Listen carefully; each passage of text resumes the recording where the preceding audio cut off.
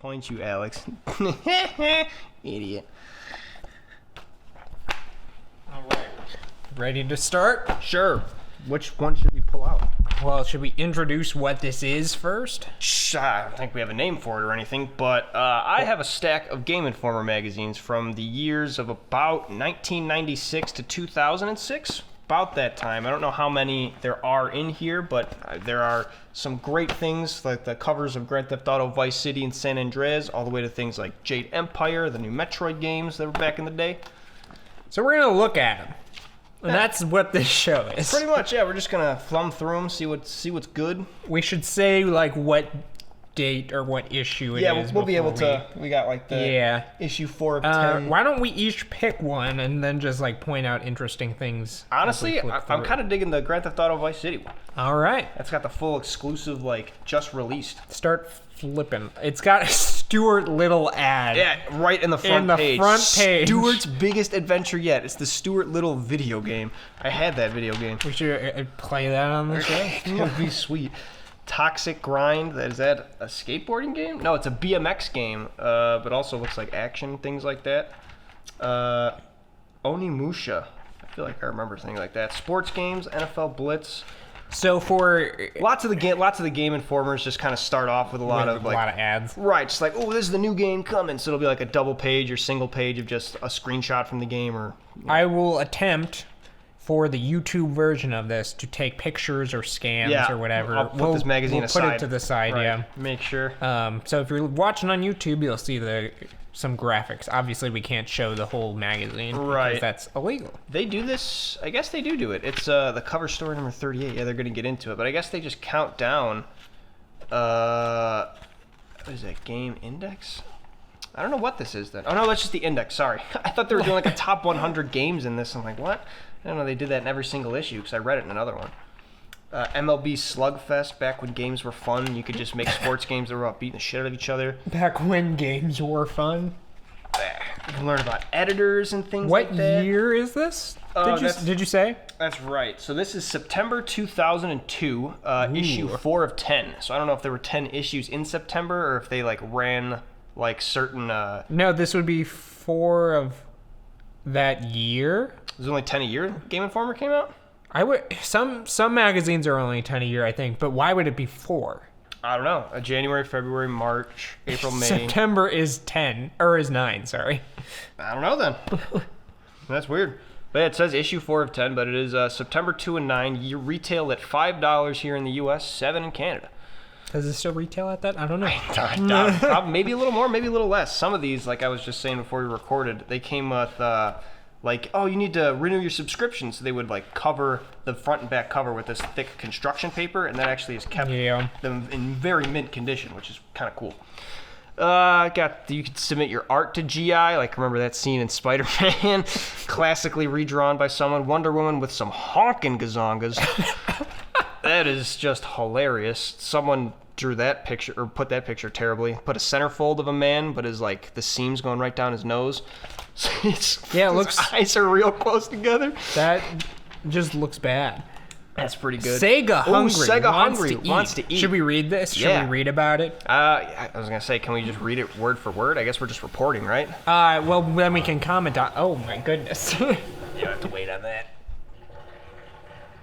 So, I think theoretically we can read it word for word as long as we're critiquing it or we're talking about the article. Sure. So this is 2002, before Sonic 06. So Sega's still on a high note right now. They're still riding off their Sonic successes. If you can call it that. Yeah, they've had a few bumps in the road, but this is like Sonic Adventure time, though, right? I think so. This is right after, but the Dreamcast, was it gone by 2002? No, I think it was still around, so it's probably still... I'll do some fact-checking while you... So, you could at least summarize it. When storied publisher and developer Sega decided to pull out of the hardware business last year. There we go. So yeah, it was right after. So we were Dreamcast. Didn't even have to use the internet. Yeah, we used a magazine. Give us the Dreamcast. Sega. It would no longer be adding to the console's legacy. So, yeah, this first year since the death of the Dreamcast has returned to profitability after several years on the outside of the ledger. Now that the ship has been righted, It looks like Sega's looking to purchase another company. Oh. So notable acquisitions they were looking at back then were Interplay, which were the people that made Gex and eventually the Fallout games. The Fallout games, that's the big one. 3DO, they made the Sarge's Heroes games, all that. Midway, which made all the sports games like NFL Blitz. Infogames, THQ, which if you don't know what THQ is, isn't that THQ Nordic now? Yeah, Nordic was the original one, then THQ kind of, that's what branched out to here. And Acclaim. However, Sega Vice President Chief Charles Belfield has only made his large ambitions known, so he's kind of being vague about it at this point. EA at one point was considered to be bought up by Sega. It says here they were thinking maybe we could just buy that little tiny company of Electronic Arts. One. Yeah, they're just sitting there. They made this new crappy thing called Call of Duty. Who cares about that? Made these things called loot boxes. Call of Duty. Back then, Call of Duty was about D-Day. That was the original World War II game. So yeah, Call of Duty. That wasn't actually. That's one thing I want to look up later. If Call of Duty came out first or Medal of Honor did, because that was. I can look that up right now. You're the one flipping through. Look up which came first, because I remember that whole genre of World War II games. That was just. It was kind of like, oh, is this gonna be just another one in the bucket? Reservoir Dogs, the game. Sorry, I just Wikipedia'd Medal of Honor. I got the Medal of Honor. The Medal of Honor, the actual medal itself. Whoa. Medal of Honor 1 came out in 99. Medal of Honor 1 did? Okay, so when did the first Call of Duty come out? So way after that, I think 04. Yeah, so Medal of Honor was the originator. So Call of Duty is 03. Yeah, so when Electronic Arts first made Call of Duty, I bet there was something about it, just like, this is another one of those World War shooters, probably not going to iterate 900 times. Wow, so apparently, even though Pierce Brosnan, the guy who played James Bond in the GoldenEye, he's on the cover of it and everything, apparently there was some discrepancy with his voice acting when they brought him first to the video game screen, and it's saying here, don't worry, Pierce Brosnan is going to be in 007 Nightfire as the voice actor and mocap actor. Don't worry. EA's shelling out the money this time around. We're not just going to have some guy that looks like him. Don't worry about that. The voice actor looks like him. The voice is James Bond. Like, half of it is Scotch, shaken, not stirred. Like, you got to have the James Bond voice. I don't understand that. Ooh, video game trivia. All right, this will be nice. I'll throw you some of this. I'm not going to get any correct. It's from 02. Yeah. I was, 5? So, that's not going to be I don't even know what a video game... I didn't... You know what I was going to say. Okay, which were the first games on console to have 8 and 16 megabits worth of memory, respectively? Multiple choice. A, Super Mario World and Final Fantasy II. B, Sonic the Hedgehog and Bubsy the Bobcat. C, Super Castlevania 4 and Final Fantasy 3, or D, Strider and Street Fighter 2? I want to say it was Sonic. No, Strider and SF2. First ones to have 8 and 16 megabits worth of memory. Wouldn't have known that. I did not know that either. At least we're learning things today. Right.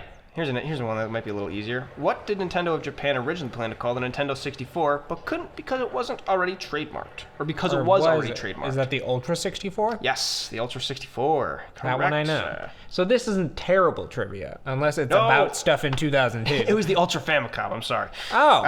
You said Ultra, and I was just like, I read line right above it. They're like, their code name was the Ultra 64, though, wasn't it? I thought it was, I don't know. But Ultra Famicom would be a pretty cool name. It would, because they had the Famicom, Super Famicom, Ultra Famicom. I thought you might be thinking of Project 64. No, I know that's an emulator. Right. But no, in the original Nintendo Power magazines, and I'll find a picture of this somewhere, but it was advertised as the Ultra 64. Interesting. And it says the question 10 answer was Ultra Famicom. Well, maybe it was one of the ones they were working in development. That's gonna be way too hard. How many games featuring Nintendo's Link and Mario appeared on the Philips CDI game machine? That one's pretty easy. There was 3 Zelda games. And how many Mario games? 2. 1? 1 or 2? Question 7. Is it 1 or 2? 2. No, it was only 1. It was Mario Hotel. I knew about that one, but I overestimated, I guess. Yeah, I think there was, to be fair, like, what is that? Like the Mario animated show. They probably had some episodes come out on the CDI, but it probably wasn't a game or anything like that, so I don't think they counted it. Classic. All right, the rest of those questions are kind of cryptic and archaic, so we're not going to go through those. They're a little too hard. Xbox 2 launch date set. Interesting. Super Mario Sunshine. Only $49.99. Free shipping overnight. We got to clip this out, son. Super Mario Sunshine is more expensive than that today. Yeah, dude. That's the shit I'm talking about when we find stuff in this. Play first time along for the GameCube with Yoshi, Peach, and all your favorites. You don't get to play with Peach. She gets kidnapped. Again, no surprise. Oh, you get to talk to her for like 3 times. Mario. And she tells you to stop thinking about food. Xbox 2 launch date set. Xbox starting to build some momentum. Xbox 2. That's what it says. New numbers from the NPD Group said the sales of the platform have increased 131%. Bill Gates and the company are already looking towards the future. Xbox 2.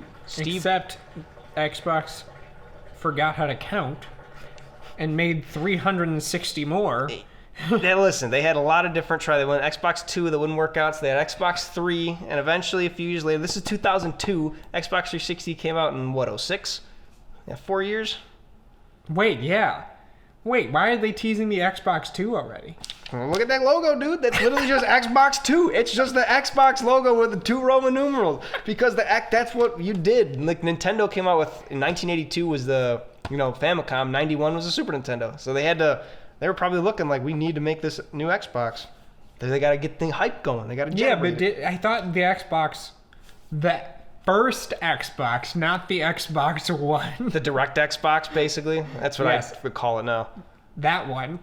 I thought that one came out in 01. Why would they already be talking about the 2? I don't know. Check out the launch date of the Xbox. That makes sense. Maybe it came out in... and they're talking about launch date. Yeah, that's weird. As far as the launch date of the upcoming console, Allard was adamant the key to success is not letting a computer like Sony be able to exist all by itself on retail shelves, like the PlayStation 2 was able to do for a year and a half. The first Xbox came out in 01. Yeah, wow, so they're really just punching it. What will the new Xbox be like? It's literally the billion-dollar question. I think that article is someone needed to write an article, right? And they were like... that's what most of magazines were. Like, we have this page that's empty. Do you want to fill it with words? Yes, please. There's just a page of bullets. Yeah, you can dead to rights, man. Just got a handful of bullets. Xbox 2. Namco. Xbox 2. That's one thing we really got to get I want to get a picture of that right now, actually. I'm going to send that to my friends, because I've never seen that. That's hilarious. It's got the little 2 in the corner, too, with the Roman numerals, just in case you didn't realize. We didn't start a timer, but oh well, this is kind of just going to go. Yeah, we'll just however long it takes. All right, I'll send that Snapchat later.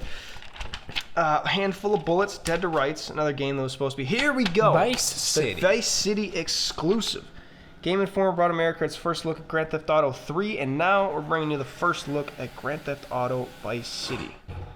Development team DMA Design still overcoming the technical hurdles of the PlayStation 2, and there was rumors surrounding on how people would take the violent and guilty content. Years later, not well. So At that was not for. It says the whole thing of like, yeah, we didn't know how people were going to react because we're covering this game. It's amazingly how quickly things can change. A year later, the only journalistic error we could be accused of is gross understatement because everybody loved Grand Theft Auto so goddamn much. The phrase blockbuster PS2 title doesn't come close to describing the kind of success that Grand Theft Auto 3 has experienced. Since its release, the game has remained in the top of sales charts, tailed over 7 million units worldwide, and has inspired a rabid cult of internet discussion boards, and recently became the best-selling PlayStation or PlayStation 2 game of all time. So it outsold any game on the PlayStation before it and any game on the PlayStation 2. 100,000 copies per month. Jesus Christ. So they're giving out a release date here on Grand Theft Auto Vice City. Oh no, it's a full coverage. It's going to keep going. Yeah. Essential 80s. So for those of you who don't know, Grand Theft Auto Vice City, kind of in the name, Vice, takes place in the 1980s Miami Vice area. So down here at the bottom, they seem to have the essential pack of the 80s, what they were looking at while making the game. Bad hair. Definitely need a lot of bad hair from Cyndi Lauper to Kid and Play. The 80s offered a cavalcade of hairstyle don'ts. Never heard the word cavalcade said or spelt out before. I'm glad I was able to read it. Miami Vice, definitely got to have that theme. Less Than Zero, very popular film in the 80s. New Wave, what is that? Oh, New Wave music. Yeah. New Wave music, of course, got to have all that synth, all the fucking Synth wave. Scarface, that was a lot of big influences in Vice City, a lot of mobsters. Jimmy Swaggart. Another symbol of the corrupt 80s, televangelist Jimmy Swaggart. Yeah, my favorite memory from the 80s. I haven't played Vice City a whole lot. I don't think I've ever shared the story, but the first time I went to a flea market, I think it was with Aiden. I found a copy of Grand Theft Auto Vice City, factory sealed, for $7. Did you get it? Yeah, okay. It was the first game I ever bought for the PlayStation 2. But I've never played Vice City all the way through. But if there's a televangelist character, that makes me laugh. Bad clothes is the last thing they list as an essential need for creating Vice City. Sounds of the City. Grand Theft Auto will have a new standard in video game soundtracks. Rockstar hasn't finalized the roster, but here are some of the defining classics. Got Another Thing Coming by Judas Priest. The Message by Grandmaster Flash. Self-Control by Laura Branigan. Summer Madness by Kool and the Gang. And I ran so far away by the Flock of Seagulls. And Out of Touch by Hall & Oates. Not bad. Pretty nice. Man, pretty good sound list. Look at that fucking action shot right there. We're going to have to make sure we get that one. That kick to the chest, those graphics. These pages are just beautiful. Right? It's like mint. These have just been sitting in a corner in my brother's room because he fucking appreciated them. Like, thank God. But look at those graphics. Can you imagine? That's how you know they didn't mocap any of this. Nobody can bend like that. Not a single human. That is like some Jean-Claude Van Damme, like, Goodfellas Roy Liotta is among the many Hollywood personalities stated to do voiceover. Wow, really? They had Ray Liotta do voice work in this game. I did not know that. I just realized what the function of this picture on this corner is. Oh, yeah, you know. I think she has straps on. Yeah, okay. It's not like a naked picture. Dude, but that's the cover of Vice City, that woman there. Well, yeah. I'm just saying that somebody put thought into that. Of course. I gotta show you before you leave. I have the in-game, like one of the things that came with the Vice City game is just a map of Vice City along with the manual, and they have so many good fucking jokes on that. For the audio-only version of this, I'll describe what the picture was. It's a picture of a man with his shirt open. Ray Liotta. Oh. It's he was a famous actor back then. Not so much anymore. But it is over a woman, right over the chest. Just to cover. Pretty much. I just thought it was creative. You ever watch the movie Sin City? Yeah. I think Ray Liotta was in that one. He's in both. Oh, yeah. Now I recognize him. Mm-hmm. He's very, like, just a kind of gangstery kind of guy. Just gets typecasted like that a lot. Swap missions be hiding in Rockstar. Ooh, maybe. Or be hiding in Vice City. Maybe here's a glimpse of one of the fully modeled interiors. There's a glimpse. Yeah. is that tickling you? Many of the vehicles are inspired by classic 1980s sports cars. Some of these just look bad. I looks like I drew that. That looks like a child has drawn it. Xbox Live, remember when that was free? Cleaning the Cube? Remember when that was free? Not anymore. First name MC, last name Hammer. Mega Man Battle Network, classic the Game Boy Advance. Those are really good Mega Man games. Never played that. Connection fee. Weirdly enough, Sony was the one that started that, while Xbox had it for free, which is why the PlayStation 3 switched tails and was like, you know what? We're going to make up for our actions. We're going to give you free internet. And Xbox was like, what are you doing, idiot? Internet is expensive. You had it right. And now internet is expensive for everybody except PC users. Now we just deal with Comcast. Have fun dealing with the middleman, assholes. Lots of Unreal Fighter, Tom Clancy's Ghost Recon, just a lot of iterated games, a lot of 3s and 4s. Ooh, previews. What we got? This Simulated Simians. Simulated Semi-Simians. I've never heard of this. This is like a post-apocalyptic survival, like Rust almost, but made for the PS2? But it's like prehistoric caveman era. Right. Was it made to be online and stuff? No, it's Xbox. Yeah, it could be online. Could be an MMO. No, I'm saying you said PS2. Oh, sorry. Well, it's the same. It's that same generation. PlayStation 2, original Xbox. Don't be all fun games to these people. Likewise, you can select a few people sit around the campfire. They'll begin pounding out the basis of rudimentary language. Interesting. So yeah, it's just like learning how to become human. Interesting concept for a game. Obviously, just didn't do well. Just like that Detroit game. Detroit Become Human. Obviously, BC did not do well because never heard of it. Nobody has ever talked about it since. Sly Cooper. Should I look up reviews of BC while you talk about Sly Cooper? Let's see what the thing. I don't have much to say about Sly Cooper either. Never played those games a whole lot, but I do know of them. People have told me they're pretty great. Ratchet and Clank and those other types kind of fall in the same line with the PlayStation greats. I googled BC semi-simians and nothing came up. Oh boy! Just look up maybe Xbox add to it. Yeah. BC video game. Ooh, Resident Evil 0, the announcer of that. One of my favorite Resident Evil games. For the Notorious Mansion incident, yeah, you get the nice prequel. Guess when it was released. When it was released? Yeah. I don't know, 2003, 2004. Canceled. Oh boy! Oh yeah, that makes sense. That makes sense. Well, that's one of the coolest things I wanted to look at in these Game Informer games, because you can look at how many big ideas that were just in the works. According to Wikipedia, in 2015, game preservation group P2P Online revealed gameplay footage of BC from throughout the game's development. Mm. That's it. That's it? That's all it has on the Wikipedia? No, right. There's more. Okay, even while the game was still in production, Molyneux, whom I'm assuming worked on the game, said that he was unsure that it could release due to the ambitious nature of the gameplay. That's what it and sounded the high like. standards that people were developing it were pushing for. Yeah. The demo build was about 50% complete, and then the cancellation. The decision to suspend work on any games project is a very difficult one, particularly when it is a title with the potential of BC. Yeah, I mean that's one of my biggest fears of like delving into arts, is because I'm sort of a perfectionist, and like I don't want to get caught in that trap where it's like, oh, I have these ambitions and they could be great, but there's just limitations. I'm not gonna stop until it's perfect, and and it might take me 11 years, and I might be okay with that, but someone else might not be, and someone else gets the fucking final say. Yeah, and then you get to the point where like you're finished it, and you're like, but this could have been better. Right, and then you just start working it. Yeah, it's not. Wow, I was a 99-pound barbarian, so if you buy this game, you get muscles and a tan. Facts. You turn into low-rent Arnold Schwarzenegger and Fabio mixed together. Pokemon Ruby and Sapphire. Super Monkey Ball 2, is this about to come out, or is this just a... we're in previews, so yeah. Yeah, wow. X-Men Next Dimension, who cares about that? It's an X-Men fighting game. Super Monkey Ball 2 and Pokemon Ruby and Sapphire. Wow, look, those screenshots are from Japanese ones too. Pretty neat. Let's see, what does it say about... From starters, story mode is expanding the mind-boggling 150 levels, a full 100 more than in the original. Nice. Super Monkey Ball 2, I believe, also has Super Monkey Ball 1 when you buy it for the PlayStation 2. I think I played it for the GameCube back in the day. I don't think I ever owned it. I think my cousins owned it. I never owned it myself. Yeah, same I had here. Sonic Riders. That was my party game in Smash.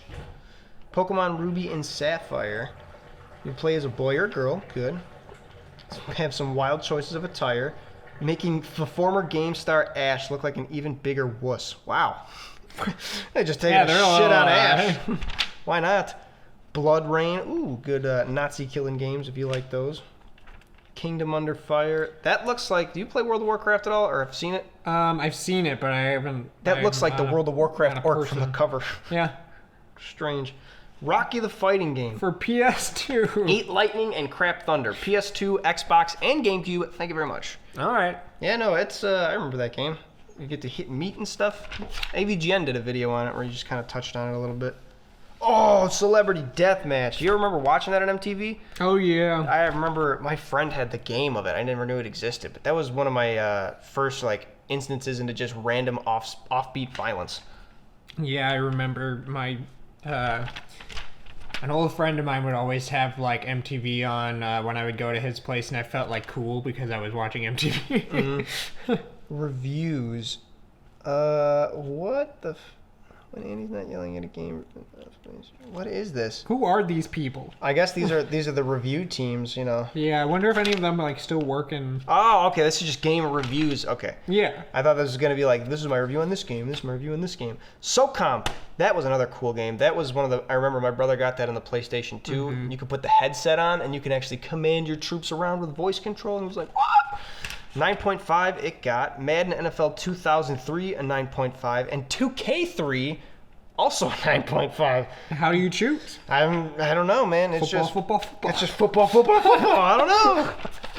Football on Christmas. Football on Thanksgiving. Football named after the referee's pet goldfish. Tennis 2K2. All right, they don't make tennis games like that anymore. They don't make. It even got a 9.25. That's because EA was just paying these people off, like they have been doing. Every Madden game hasn't gotten below a 9. I think they were like, we came up with this 2K concept. Might as well. That's the thing. 2K is separate from EA. The 2K football series was like really regarded as super fantastic, nothing wrong with it, and EA just fucking murdered it. Super Mario Sunshine, 9.75, better than Madden. Yeah, but only 0.5 better than Tennis 2K2. Only 0.25 better than Madden. Mario Sunshine, you need to step it up. You're just not as good as everybody thinks. You play Madden and you think, you know what? It's close. The story is pretty close. Dead to Rights, another decent game. Big bullets of hands. NFL Fever 2003. More fun. That one only got a 7 though. You know to avoid that one. It's not as good. All right. Madden NFL. What, do we already look at that one? Is there a second 2000? What is going on here? Is this like continued? Hold on. What is going on? Dead to Rights. Get out of here. Super Mario Sunshine. Armor Core. Tennis 2K2. Okay. Madden NFL 2003. Armchair Quarterback Extraordinaire. 9.5.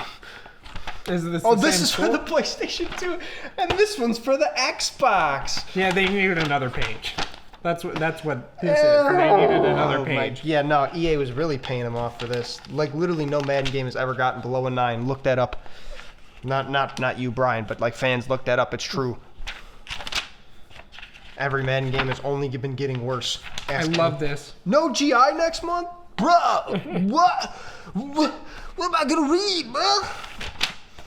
Street Fighter Alpha 3. Good game. Didn't play a whole lot of it though, because I think... Oh no, it came out on the Game Boy Advance. I did not know that. That was probably a terrible game then. Because I remember it came out on like the Dreamcast, because it was Capcom's like, ooh, big thing. Ooh, big thing. Charts, the top 20. I love how the page is just called charts. All your charts. And then we just get into some ads and through archive. The boring... Back index and whatnot. Shit. Ooh, Play to Perfection. Never mind. This is, I guess, in the back of everything, they had the 120 shine guide. And this one, they got Samurai's Destiny. I guess this is So they do one game guide in the back of every issue? To walk through, yeah. Ooh, and some cheats. Here we go. Secret access. We got codes. Cheats for MLB Slugfest 03, The Mark of Kreese, Scooby-Doo, Night of 100 Frights. We got better write those ones down. Mike Tyson Heavyweight Boxing. I've never played that game before. I'm going to look that up. Freak Style. There's a lot of codes for that one. Holy crap. Mike Tyson Heavyweight Boxing again. Huh. I'm going to really have to look that game up. I think Mike Tyson is paying off... Mike Tyson, he's getting back into fighting now. Do you know that? No. He's training again, and he looks ridiculous. All right. He's like 52, and he's like, I forget what he said. He's like, my warrior spirit's been called back. Some insane shit. Classic games. Classic GI. Mark Termel, the father of fantasy sports. I don't know what that is. Total Carnage from this. Oh yeah, Smash TV. You ever play that game on the Super Nintendo? It's one of those like bullet hell kind of things, but it's like 2 people. Kind of fun to play. NBA Jam, another good one. Wait, that said greatest game of all time. What does it say underneath there? Greatest game of all time by Brett Weiss. I already tell you he's wrong. Mr. Do for the SNES. Despite a mere 2 megs of power and a distinct lack of graphical sophistication, Mr. Do for the Super NES is a sheer game of play excellence, offering a killer rendition of vastly underrated universal coin-op classic. Players control a goofy-looking clown as he digs tunnels, gobbles cherries, and throws magical ball at creeps that prowl the ever-changing mazes in hot pursuit. So it's kind of like Pac-Man, but you get to fight back. Pac-Man and Dig Dug thrown together. And it's on the Super Nintendo. And that's the greatest game of all time? According to that guy. And that's the game he played when he was, his father was drinking and his mom was yelling. Lock himself in his room and play a game. Yeah, set that one aside. Oh yeah. Perfect. Pick yourself one up from a stack if you like. How far in are we? Do we split these up or what do we do? I don't know. I don't know what the format of this is. Neither do I. I don't even know a name for it yet. Should we make it some play on our original ShimShams name. About 30 minutes in. Here's an ad. Here's an ad from our sponsor.